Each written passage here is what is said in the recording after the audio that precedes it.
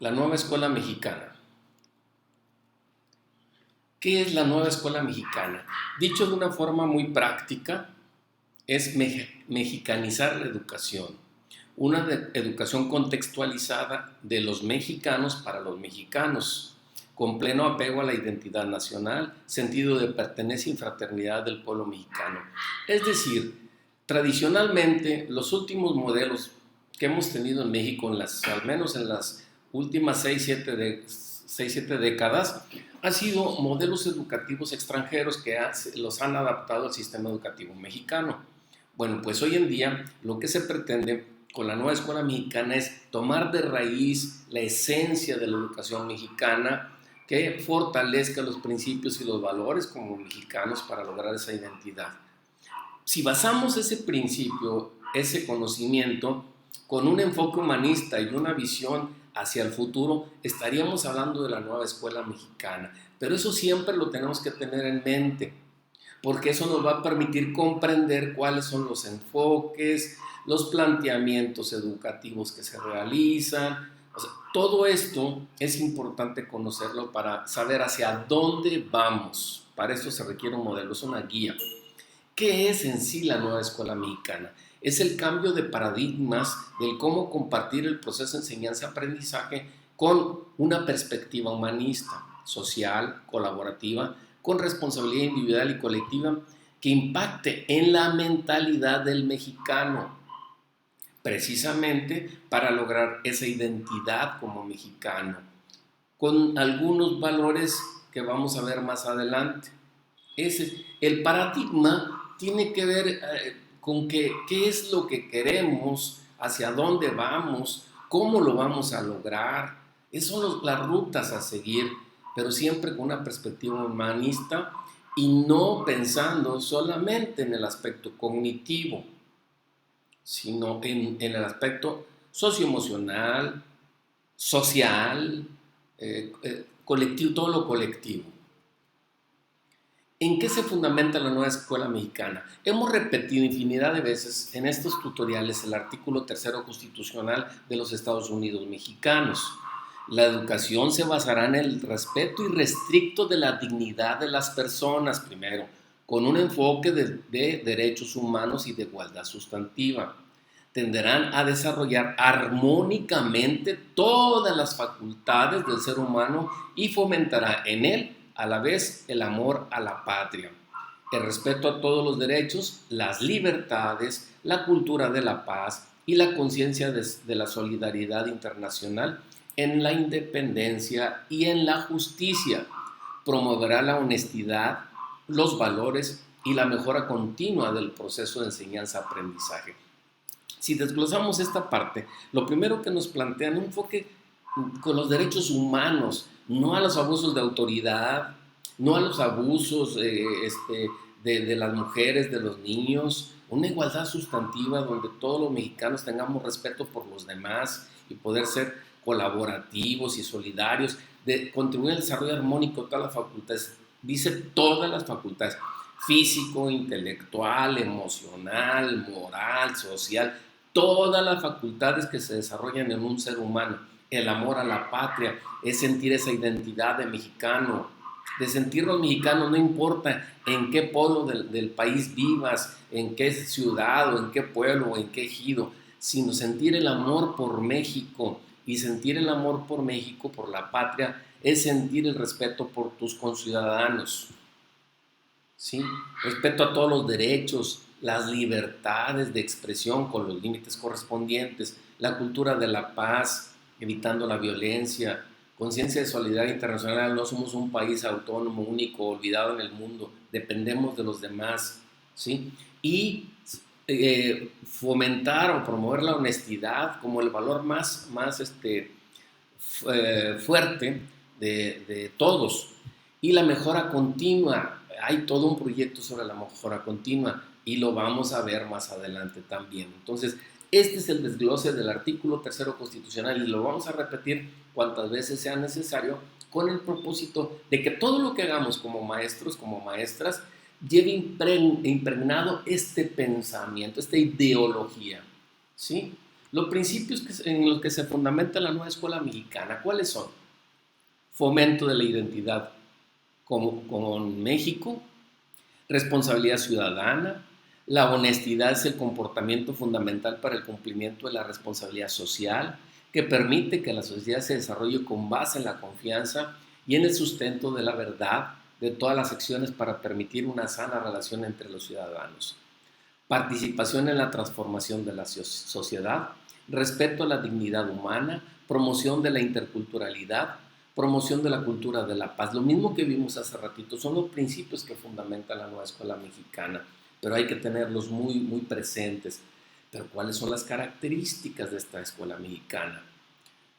Busca promover, entre otros temas, la perspectiva de género, conocimiento de matemáticas, la lectura y la escritura y la literacidad, la historia, la geografía, el civismo, la filosofía, la tecnología, la innovación, las lenguas indígenas, las lenguas extranjeras, la educación física, el deporte, las artes, los estilos de vida sustentables, la educación sexual y reproductiva y el cuidado del medio ambiente. Como vemos, se pretenden incorporar, o sea, se están incorporando muchas no propiamente asignaturas. Yo no les llamaría así, les llamaríamos esa sinergia que se tiene que dar entre todos los contenidos temáticos, materias, como le quieran llamar, pero la idea es que no sean aisladas, sino que todas contribuyan y se correlacionen unas con otras, estos materiales, para poder hablar del desarrollo integral, del desarrollo armónico del individuo, en este caso de los estudiantes. Esas son las características de la nueva escuela mexicana. Mexicanizar la educación, este es un concepto particular personal, es sentir la cultura de México, nuestra raíz, una visión regionalizada, sí, que tome en cuenta las realidades económicas, geográficas, sociales y culturales de las diferentes zonas del país, sin perder de vista la identidad nacional. Eso es determinante. Es decir, somos un solo país, el país está dividido por regiones, las regiones cada una tiene sus propias características, hacia el norte con Estados Unidos, hacia el sur con Centroamérica, hacia las costas con el Pacífico y el Atlántico, el Golfo de México, al centro con otras características. Bueno, pues cada una de estas características tiene necesidades muy particulares en el desarrollo económico, en la condición geográfica, en la vida social, en la cultura. Cada una de las regiones tiene sus propias necesidades, pero eso no significa que vayamos a centrar la atención solamente en una visión regionalizada, sino primero es una visión nacional y posteriormente en las adecuaciones curriculares o en el fragmento que le corresponde a cada entidad. Ahí es donde se va a plantear la cuestión regionalizada. ¿Qué idioma en el norte? Pues tienes que complementar pues, el inglés. En el centro, fomentar las culturas autóctonas, los dialectos, pues de alguna manera, la cultura, etcétera, y así sucesivamente en cada región. Una sola nación con pleno respeto a la diversidad cultural y las características propias del desarrollo de cada región, con una proyección y una visión global hacia el futuro. O sea, no solamente basta ver hacia adentro, sino esa visión global de México con una visión contextual en la región, pues eso en su conjunto es con una proyección hacia una vida global, globalizada, en un mundo globalizado. No somos un país, insisto, aislado de los demás. Tenemos que tener una visión hacia el futuro y debe ser de manera global. Pero en tanto no podamos ver las cuestiones locales, las propias, nuestras propias necesidades, no podemos salir. En tanto no resolvamos nuestras propias problemáticas, no podemos entrar en otras dinámicas en otros países. ¿Qué valores deben de prevalecer que generen identidad nacional? ¿Qué es la identidad nacional? Soy mexicano. Antes de ser chiapaneco, sonorense, mexiquense, soy mexicano. No importa la región del país donde vivimos. Para lograrlo, se necesita respeto de la dignidad humana con un enfoque de derechos humanos e igualdad sustantiva. La honestidad, la libertad, el respeto por la naturaleza y por las familias, aprecio por la diversidad cultural y lingüística del país y el diálogo y el intercambio intercultural, cultura de la paz y la convivencia. ¿Qué se pretende con todo esto? Pues la formación integral que eduque para la vida, para que desarrolle sus capacidades cognitivas, socioemocionales y físicas que le permitan alcanzar su bienestar y contribuir al desarrollo social. Es bien importante que estos valores estén impregnados en todos los contenidos temáticos que abordemos, ¿sí? Y verlo de manera global, no de manera aislada, para poder darle el enfoque adecuado a la nueva escuela mexicana. ¿Cuál es el rol y el papel del Estado? Corresponde al Estado la Rectoría de Educación, por lo tanto será responsable del Estado. Recuerden que ya hablamos de ese principio. La obligatoriedad. Para el Estado, impartir la educación en todos los niveles y modalidades para los educandos será un derecho inalienable, es decir, es obligación del Estado y es obligación de los padres de familia generar todas las condiciones para que los niños y niñas, adolescentes y jóvenes tengan acceso a una educación pública, ¿sí? Esas son obligaciones. Recuerden que para los alumnos, los estudiantes es un derecho, no es una obligación. Ahí está el concepto de obligatorio. Será universal, educación con acceso para todos y de todo, inclusiva, sin prejuicio alguno en el acceso de oportunidades.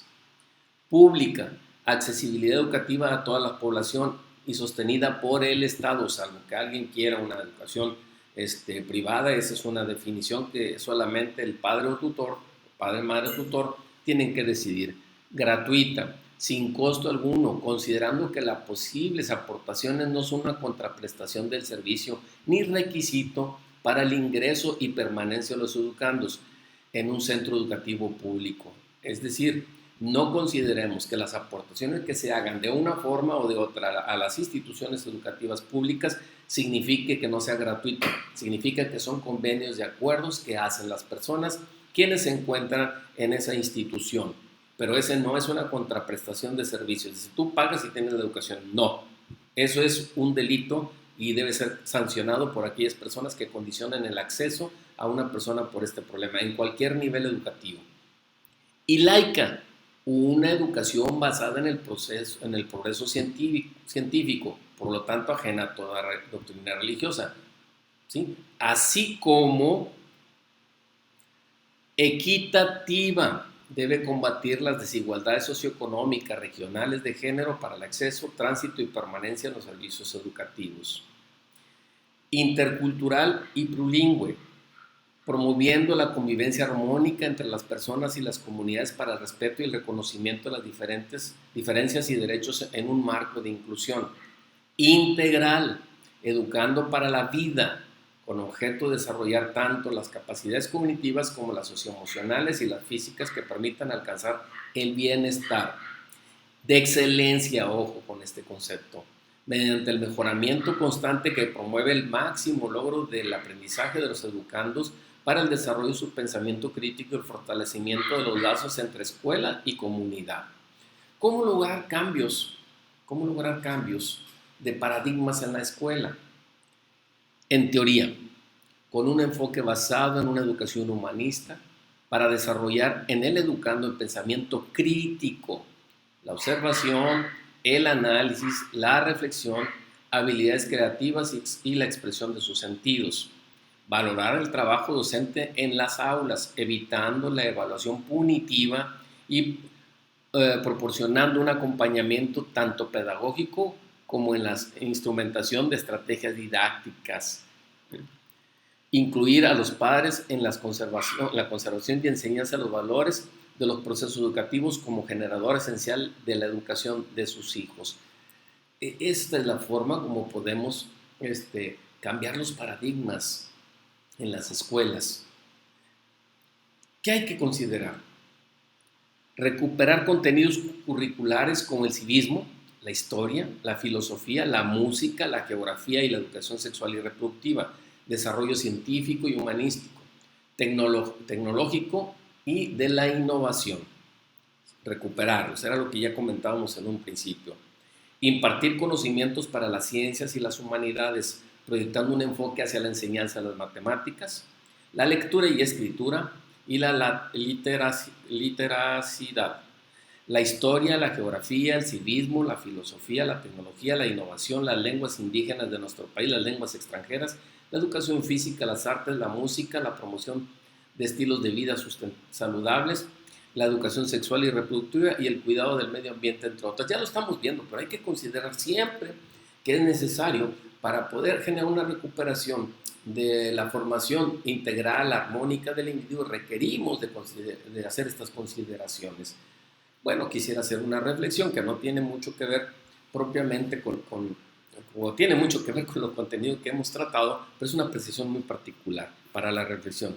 La pregunta es, ¿el sistema educativo mexicano está preparando a niños, niñas, adolescentes y jóvenes a enfrentar los retos del desarrollo para las próximas décadas? La respuesta es casi evidente. ¿Y qué estamos haciendo en materia educativa para lograrlo? ¿Debemos seguir con los mismos modelos educativos, los mismos paradigmas? ¿O construir un modelo educativo propio? ¿Cuál debe ser nuestro compromiso como autoridades docentes, padres de familia y alumnos? O sea, todos tenemos un compromiso y tenemos que intervenir, aportar lo poquito o mucho que podamos, pero no podemos seguir haciendo las mismas cosas, las mismas estrategias de trabajo, con el mismo pensamiento. Tenemos que tener toda una filosofía para la educación en nuestra mente, en nuestro corazón, en nuestro origen, en nuestra esencia. ¿Puede ser la nueva escuela mexicana un nuevo modelo educativo? Depende de cada uno de nosotros.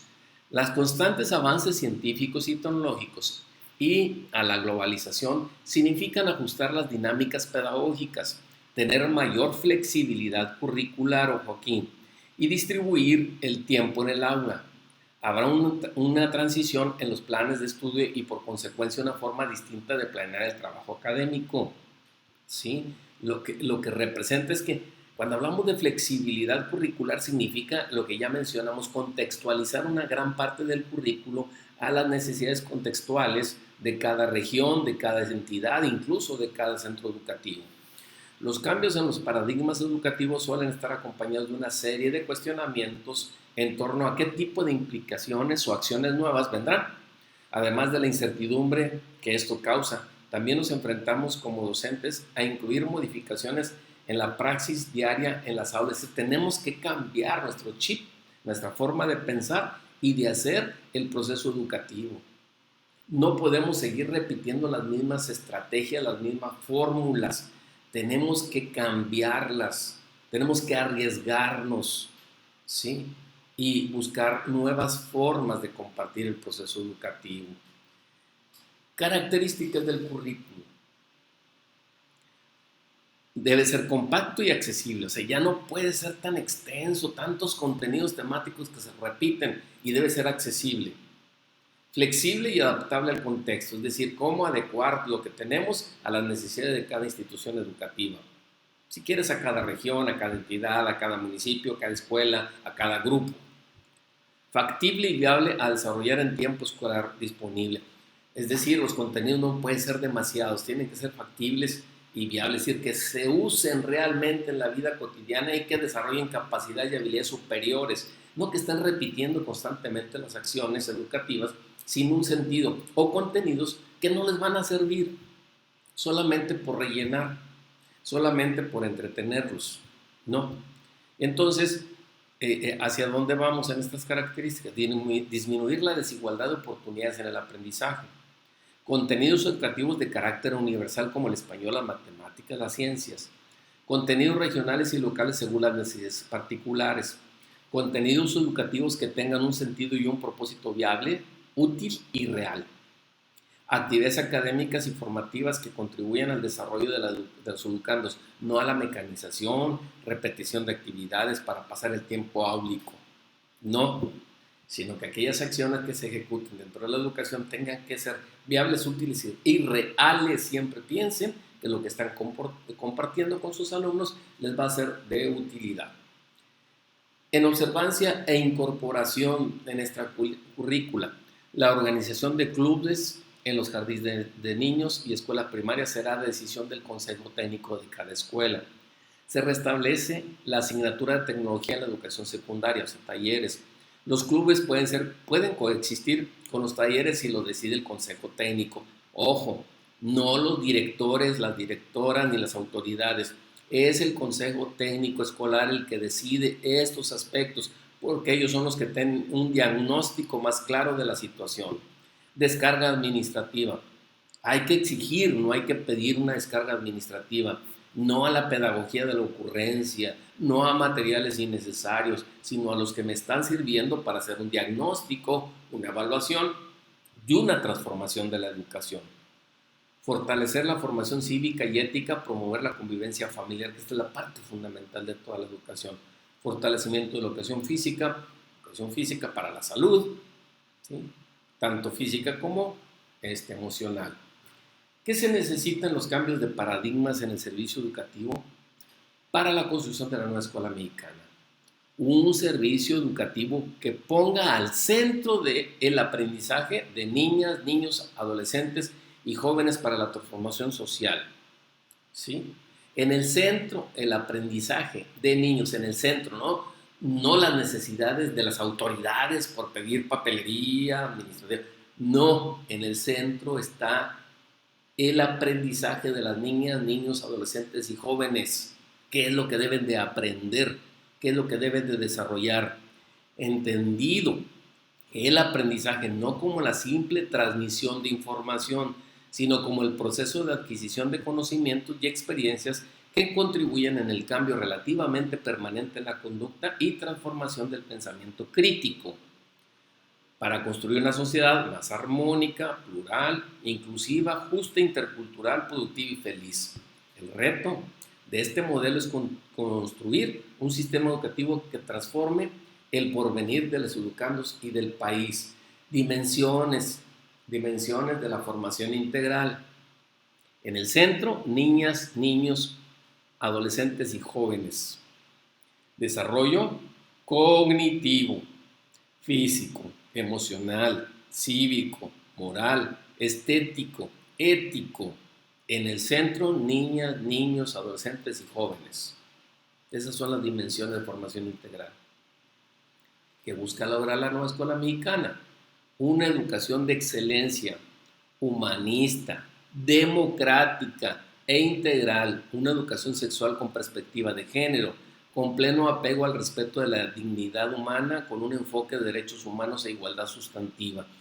Fíjense bien, ¿qué se dice? ¿A qué nos referimos cuando hablamos de excelencia educativa? Es potenciar las oportunidades y capacidades educativas individuales y colectivas de los educandos y de los docentes. Es potenciar las oportunidades, esa es la excelencia, no la calidad donde estaban compitiendo los alumnos a ver quién era mejor o peor, y pisar a unos a otros, que esa fue una conducta muy generalizada en el pueblo mexicano, ¿sí? Al hablar de potencializar, ¿qué es lo que tú sabes hacer, puedes hacer, qué capacidades superiores tienes en esta área, y cada uno en lo particular y en lo colectivo, cómo se pueden socializar? Educación humanista democrática, no la democracia entendida como un proceso político, no, la democracia en la participación de todos por igual. A eso se refiere. Una educación sexual con perspectiva de género. Desgraciadamente, a veces aquí entendemos que tiene que ver con la sexualidad. No propiamente, tiene que ver con que aprendamos a convivir en la igualdad de género, que haya igualdad de oportunidades, de condiciones, de respeto a la identidad individual, a las características individuales, a las necesidades individuales, respeto. A eso se refiere, ¿sí? Eso es lo más importante, por eso apego al respeto de la dignidad humana. Todos los seres humanos tenemos derecho a vivir, no importa la condición social, económica, política, religiosa, sexual, la orientación sexual, no importa, tenemos que aprender a convivir con las personas tal y como son, ¿sí? Somos iguales. Líneas de acción permanente, revalorización del magisterio, el maestro, la maestra, es la parte fundamental para que esto se desarrolle. Ojo, en el centro del aprendizaje, los niños, niñas, adolescentes y jóvenes, pero la revalorización social tiene que ser para el magisterio. ¿Cómo? Pues con mejores condiciones de toda naturaleza para desempeñar y desarrollar su trabajo, ¿sí? Infraestructura adecuada en todos los rincones del país. Gobernanza, la participación o coparticipación o cogobierno entre todos los entes que participan, padres, maestros, autoridades educativas, alumnos, autoridades municipales, estatales, nacionales, etc. objetivos de aprendizaje, estrategias didácticas y revisión de contenidos de manera permanente, no estáticos, por eso está el proceso de mejora continua. Orientaciones pedagógicas de la nueva escuela mexicana, gestión escolar participativa y democrática, es decir, ya no puede seguir siendo la autoridad educativa quien determine hacia qué rumbo vamos en las condiciones de la gestión escolar. Es en cada escuela, en cada centro educativo, donde deben de participar de manera democrática para encontrar las alternativas de solución a los problemas que tengan dentro de la institución. La práctica educativa en el día a día, diagnóstico del grupo, día a día, organización del contenido, selección de las estrategias y la evaluación. Esos son 4 aspectos que tenemos que estar pensando en día a día como maestros para poder desarrollar adecuadamente nuestro trabajo educativo. ¿Sí? Siempre iniciar con un diagnóstico, organizar los contenidos, seleccionar las estrategias de trabajo y la evaluación. Esa evaluación sigue siendo diagnóstica para poder redireccionar los contenidos, organizar los contenidos, seleccionar las estrategias y evaluación. Y otra vez es un círculo que vamos a ir generando. Bien, en términos generales, esto es lo que refiere a la nueva escuela mexicana. ¿Sí? Esperamos que de alguna forma se comprendan las orientaciones, yo sé que sí, y que nuestra explicación pues sea la más adecuada. Así es que ese es un tema más que viene dentro de la bibliografía y que de aquí se van a desprender muchos otros temas. Muchas gracias y que tengan una excelente vida.